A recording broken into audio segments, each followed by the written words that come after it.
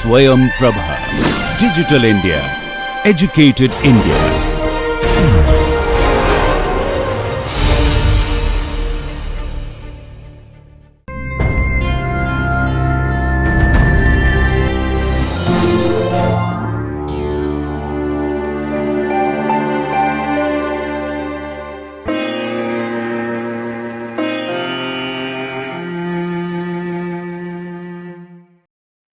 Welcome to the session of course Therapeutic Nutrition. This is the fourth module, that is etiology, clinical features and nutritional management of weight imbalances. And in this lecture we shall be studying about nutritional management of overweight. I am Dr. Jaspreet Kaur, presently working as Assistant Professor in Government College for Girls, Ludhiana, Punjab, affiliated to Punjab University, Chandigarh. And this project is funded by DTH Swayam Prabha, MHRD, New Delhi. So, in the previous two lectures, we had studied about the overweight and obesity, and we started with studying the basics of body composition, where we studied that the body composition is made up of two parts, that is fat mass and fat free mass. And then we studied in detail about the types and location of adipose tissues.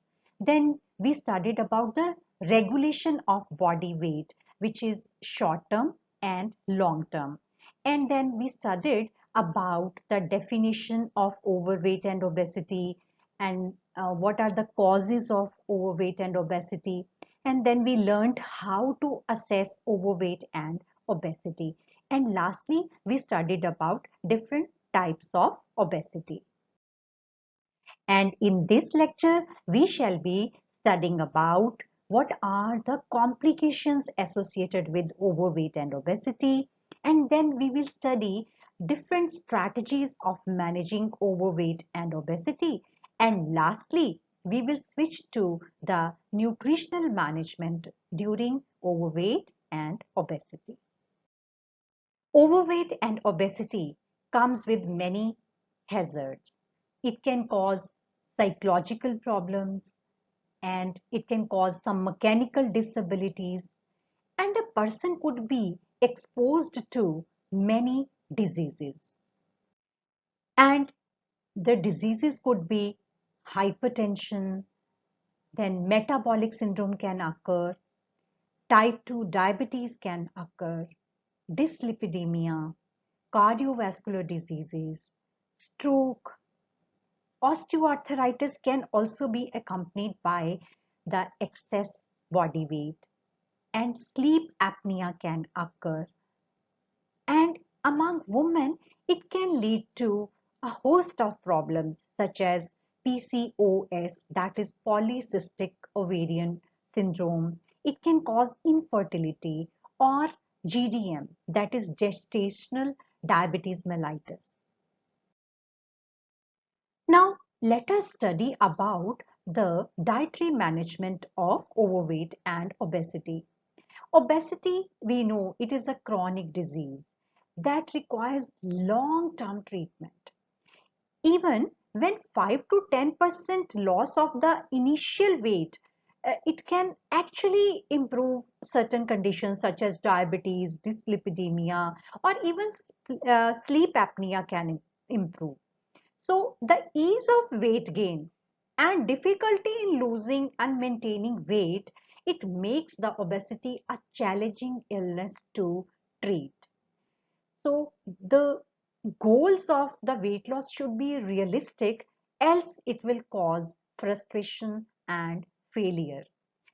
And therefore, the management of obesity should involve multidisciplinary approach.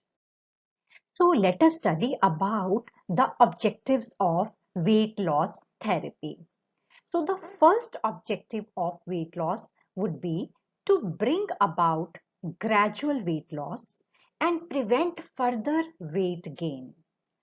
The second objective of weight loss therapy would be to lose weight to achieve a realistic target BMI and maintain good nutritional status. thirdly, to bring about lifestyle modifications to maintain desirable body weight. The patient or the person should be made to understand that since obesity it is a chronic disease, weight management will have to be continued throughout life, and attention should be focused to reduce the waist circumference and alter body composition and managing the non-communicable diseases associated with overweight and obesity. So the strategies of the weight loss, they will include diet therapy along with physical activity, and then stress management, as it is one big component which can cause weight gain and cause the obesity. And then pharmacotherapy, it may be needed in some cases where diet therapy, physical activity, and stress management, other therapies, they are not effective.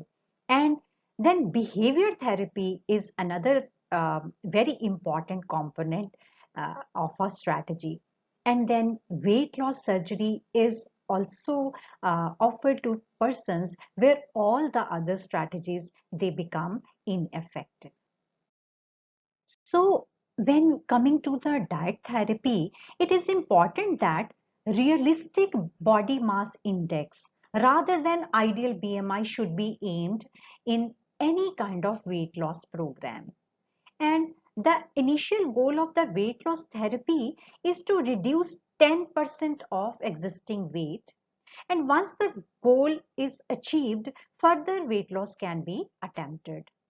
A reasonable time period for, say, 10% of weight loss should be around 6 months of time. That is why it is said it has to be gradual. And in obesity, the fat stores can be reduced only by creating negative energy balance and by changing the energy intake. So therefore, balancing of energy output, then efficiency of energy use, or a combination of all these components, they can be tried. So coming to the goal of weight management during the treatment, it is very important to decrease the body fat stores, but we have to give due importance to preserving the lean body mass to large extent.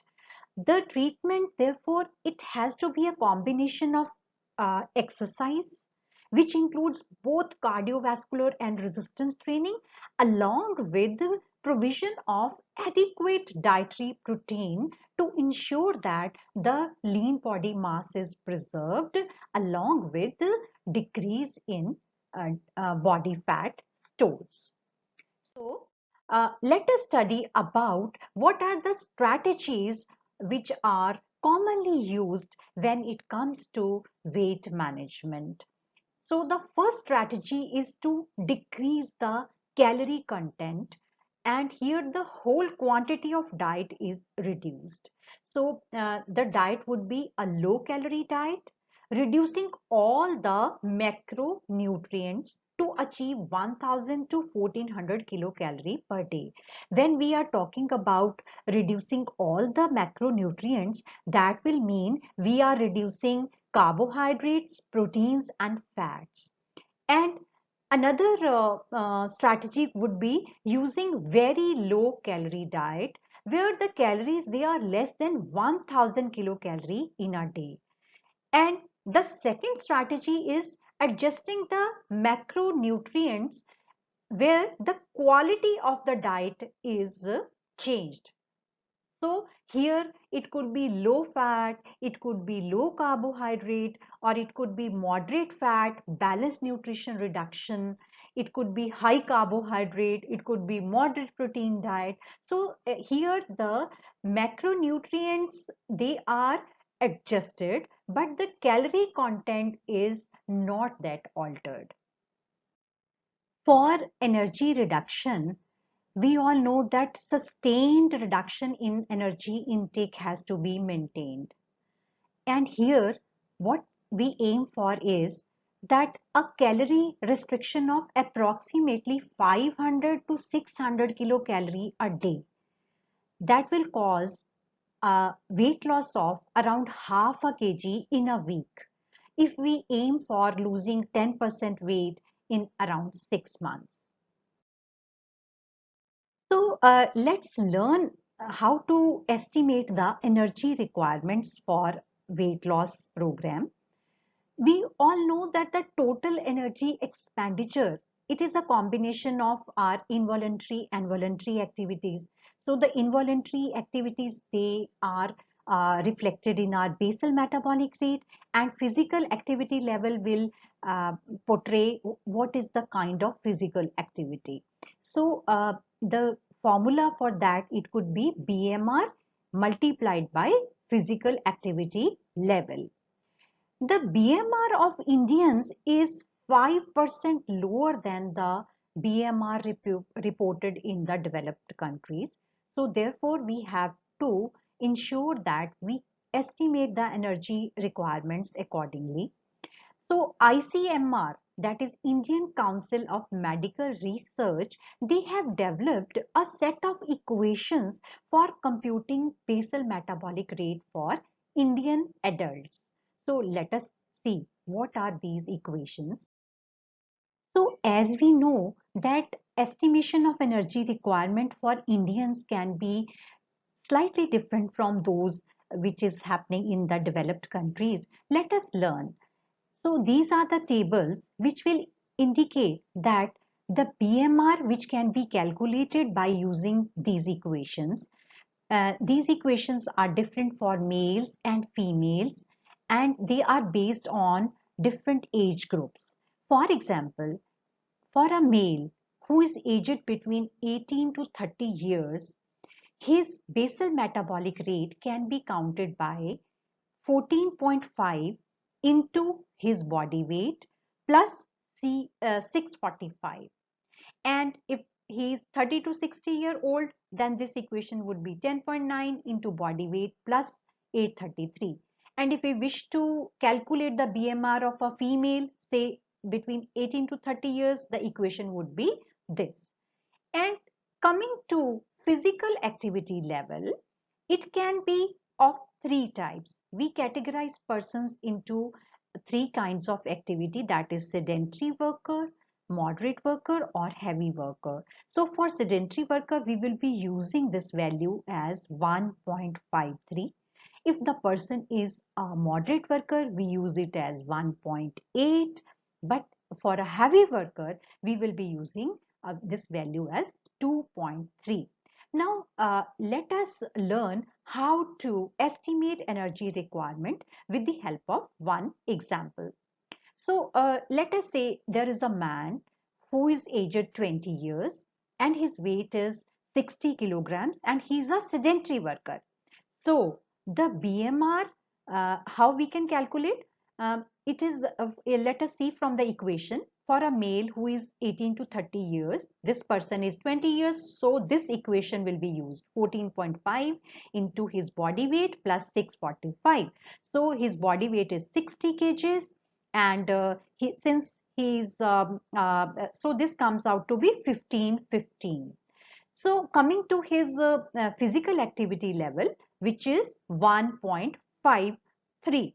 So what we can do here, we can calculate the energy expenditure by multiplying the basal metabolic rate, which we have calculated, that has come out to be 1515, and we will multiply it with the physical activity level, that is 1.53, since that person is a sedentary worker. So that comes out to be 2317.95, or it in a way we can count it as 2320 kilocalorie. So these are the energy requirements of a person. Now let us learn how to calculate the energy deficit. As in the previous slide, we have learned how to calculate the recommended dietary allowance. So we will take the same example where we had initially calculated that, let us say the recommended dietary allowance is 2320 kilocalories, and we wish to achieve a weight loss of say half a kg in 1 week. So when we talk about pure fat, we take 1 gram of fat, it gives us 9 kilocalorie. But when we talk about 1 gram of body fat, it is equivalent to a storehouse of 7.7 kilocalories. So uh, if we wish to lose half kg of our body fat, so 500 gram of fat of our body, that will be equivalent to 7.7 into 500, that will be amounting to 3850 kilocalories, because we are aiming for fat loss of half kg, and 1 gram of body fat is giving 7.7 kilocalories. So in a week, our aim is to lose 3850 kilocalories.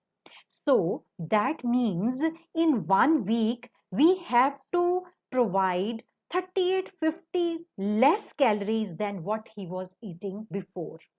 So let us see daily how many calories are to be reduced. That would be 3850 divided by 7, because we had initially calculated it for a week. So that comes out to be 550 kilocalories. So the prescription for the calories would be 320. That was our original RDA, recommended dietary allowance. Now what we are doing, we are causing energy deficit so that the person is able to reduce that desirable weight, and that comes out to be 1770 kilocalories. And here it is important to mention that further calorie reduction will be needed, because there will be reduction in body size once the person starts losing weight. And when the calories are less than 1500 kilocalories, so the micronutrients may be needed, because these type of diet, they are deficient in many kind of micronutrients. So for the ease of calculation, we can always prescribe energy based on this table. Uh, According to this table, if a person is obese and he is a sedentary worker, we can plan 20 to 25 kilocalorie per kilogram of ideal body weight daily. And for a moderate obese worker, we can always go for 30 kilocalorie per kg ideal body weight. And for a heavy worker, it can go up to 35 kilocalories. But here we have to keep in mind that the energy to lose weight, uh, we need to balance the energy output, which should exceed the energy input, to create a negative energy balance. So coming to the proteins, the requirement of protein, they are ranging between 0.8 to 1 gram per kilogram of body weight. And we need good amount of protein for the tissue repair, for the amount of energy which is needed for the digestion of food and utilization of food. And then we need good quality of protein to maintain our lean body mass also. So here it is important that we include a variety of food sources which provide protein. It can be from the vegetarian origin, or it could be from non-vegetarian origin also. So when we talk about carbohydrates, we know whenever there are high carbohydrate in diet, they will cause insulin resistance, and they can cause body to store excess weight also. So high carbohydrate foods which are starchy, or which may provide some empty calories, such as say which is plain starch or sugary food, they are restricted. And along with that, we encourage that the person should take complex carbohydrates and high fiber, low calorie foods such as um, GLVs, they are green leafy vegetables, or fruits, or salads, or whole grain cereals, they are encouraged so that they provide ample benefits to the person. Along with nourishment, they will also help in weight loss. So they have many benefits, such as they are low in calorie density. So you eat more, but you get less calories. They provide more micronutrients. That means they will contain more vitamins and minerals. Since they will provide bulk to our diet, so they will initiate the process of satiety, because they will keep our stomach full. And the message to the brain will go that we do not need to eat more. So they will help in regulating the bowel movement, because the person is on weight loss diet. So he will have some issues such as constipation. So this will take care of this problem also. It will help in reducing cholesterol, and then it will promote chewing, and then reduce the quantity of ingestion, because once you are chewing, you need lot of exercise, and it will take longer to eat that amount of food. And it will cut down on fat and calories, and it is less expensive treatment of weight loss when it comes to other kind of things, when we are taking help of some medicines or other therapies. So another important aspect is the glycemic index of the food. So what is this glycemic index? It is a relative ranking of the carbohydrate content in the foods according to how they affect our blood glucose levels. So here in this case, we would recommend that a person should go for low to medium glycemic index foods. So the glycemic index of any food item which is higher than 70, it will cause rapid increase in blood sugar levels.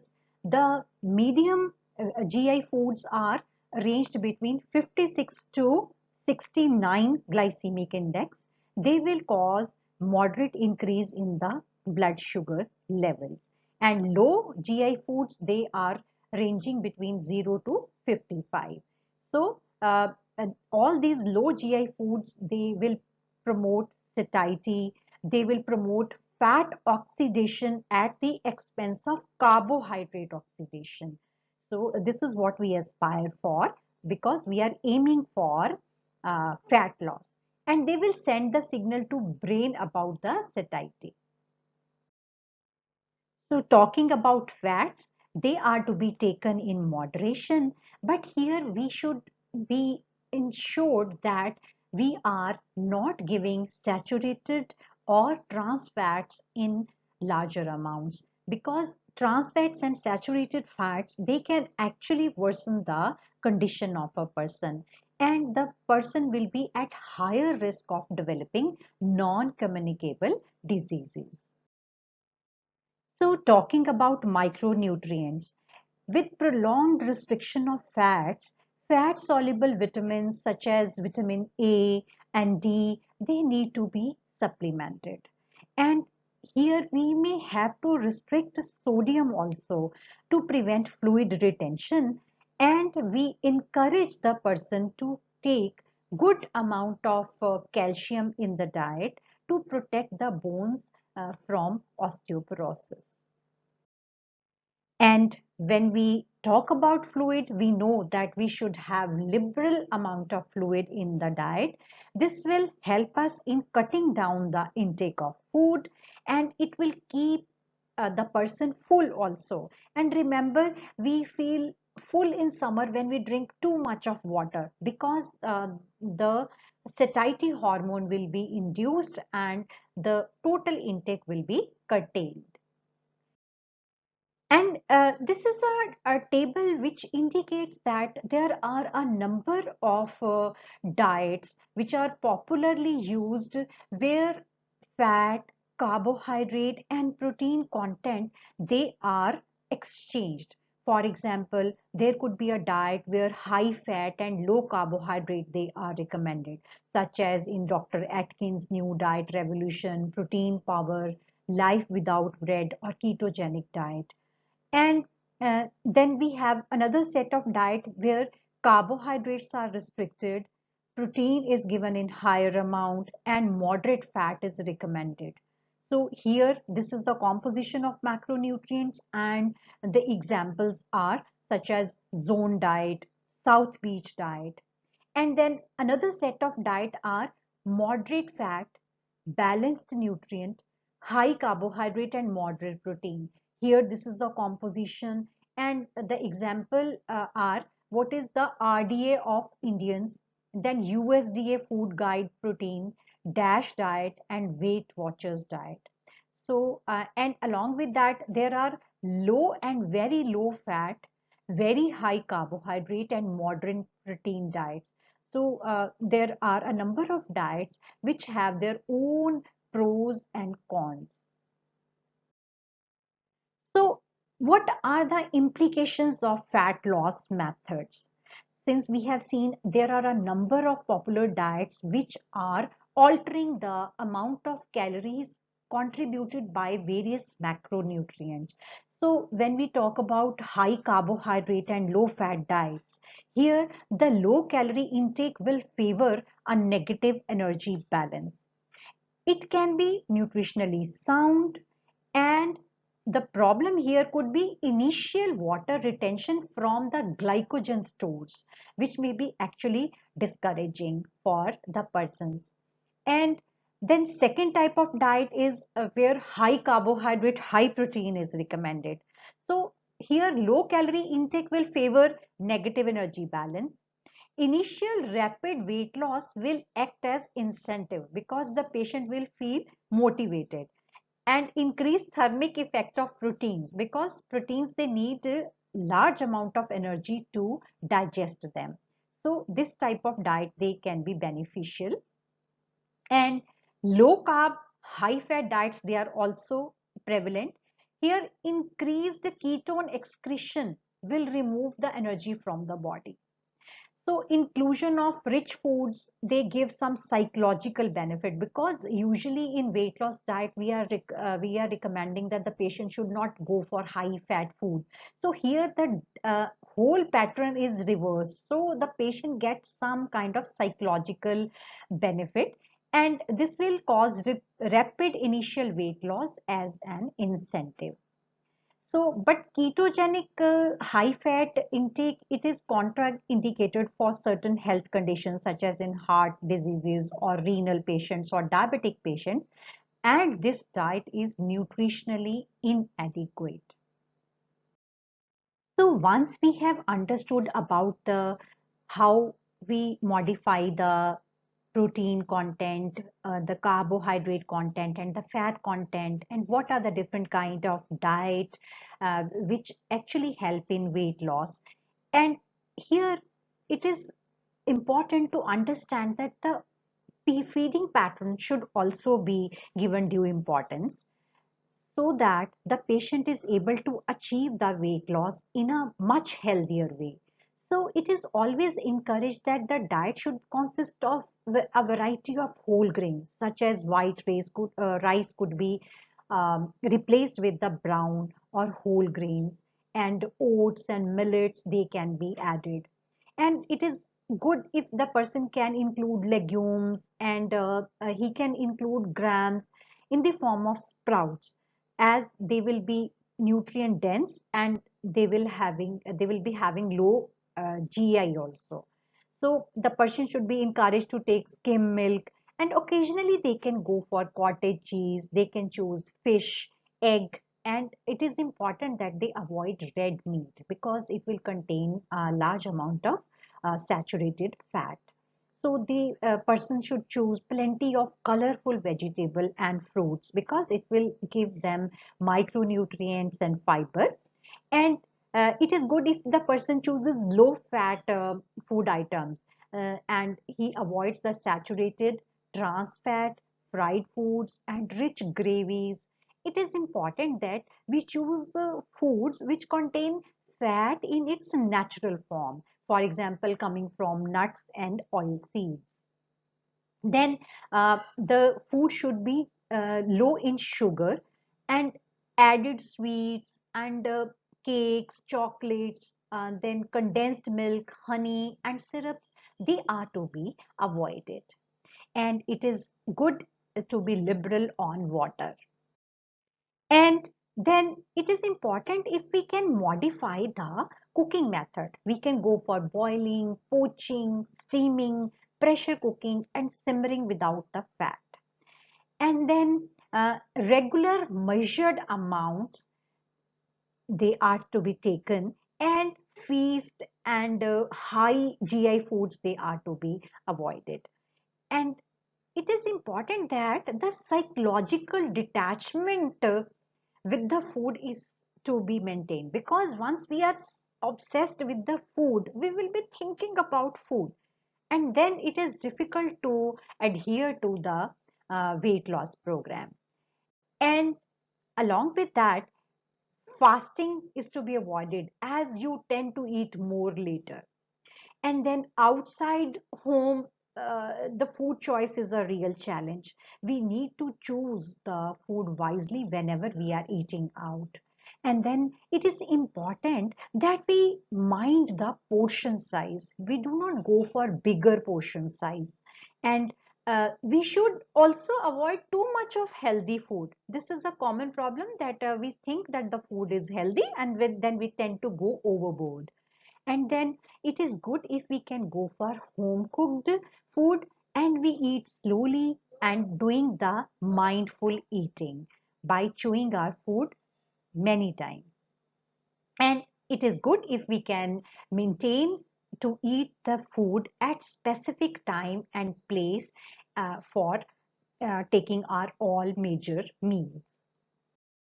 So along with diet therapy, there are complementing therapy such as physical activity, where we encourage that the patient should go for a moderate intensity of physical activity, where we say the person should go for at least 10,000 steps daily and 30 minutes of moderate intensity physical activity.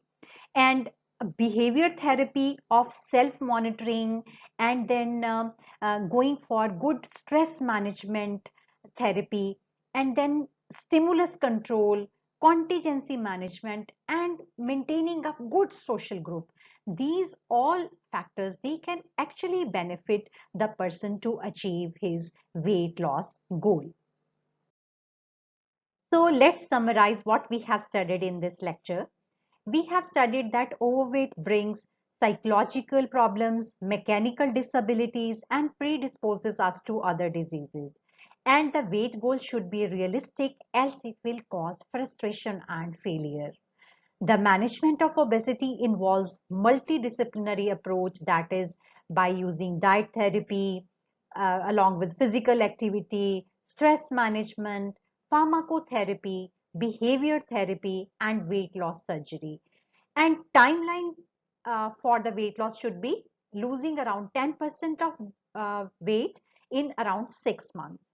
And during the dietary treatment, it is important to decrease the body fat percent along with preserving the lean body mass. And we studied that the decrease in the calorie content or adjustment of macronutrient can be done to achieve this calorie deficit. And protein requirement is between zero point 0.8 to 1 gram per kg body weight. And complex carbohydrates, they are prescribed along with high fiber, low calorie food selection. And low GI foods, they are considered beneficial during this stage. And it is important to give fat in moderation. And fat soluble vitamins and calcium, they need to be supplemented. And sodium restriction may be needed to prevent the fluid retention in certain cases. Liberal water should be given to cut down the intake of food. And physical therapy and behavior therapies are used to complement the diet therapy. Thank you.